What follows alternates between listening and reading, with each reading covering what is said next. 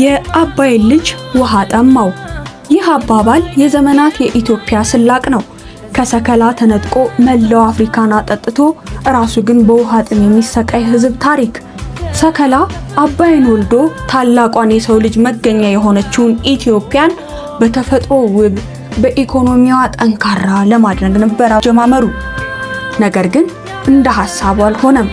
የኢትዮጵያን እድገት የማይፈልጉ ኢኮኖሚዋን ማሽመድመድ የሚፈልጉ የውጭ ሀገር ጠላቶች አንዳንዴም በቤተ ክርስቲያንና በተለያዩ ስሞች ተሽፈንፍነው እርምጃዎቻችንን አሰናከሉ።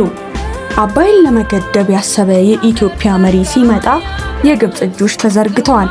የሩቅ ሳይጠሩ ከውስጣችን ባንዳዎችን በመላክ ሀገራችንን የጦርነት አውድማ ለማድረግ ብዙ ጥረዋል።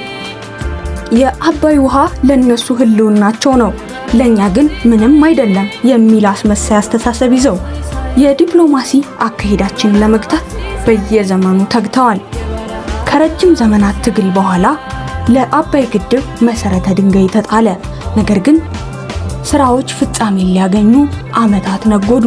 ፈተናዎች፣ ማዕቀቦችና ጫናዎች እንደ ተራራ ተከመሩ። ነገር ግን ከትዕግስት በኋላ ድል መጣ።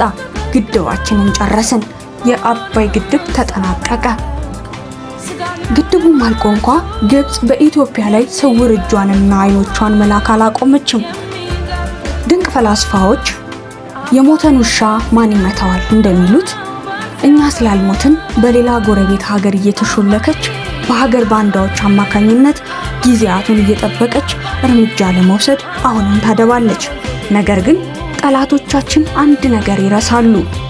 የኢትዮጵያ የቁርጥ ቀን ልጆች በወታደራዊ ኃይልና በዘመናዊ ቴክኖሎጂ ጸንተው ሀገር በመጠበቅ ላይ እንዳሉ፣ በልማቱ ደግሞ ማንም ሊያቆማቸው የማይችሉ ታላቅ ሞገድ ሆና እንደተነሳች ተምሳሌት የሆነችው ታሪካዊቷና የማትበገረው ሀገራችን ኢትዮጵያ ዛሬም እንደ ትላንቱ በልጆቿ ጽናት ታበራለች። በአድዋ የጀመርነው ድል በአባይ እንደደገምነው በሌሎችም እንቀጥላለን። አባይ የህልውናችን ጉዳይ ነው። ትልቅ ነበርን፣ ትልቅም እንሆናለን።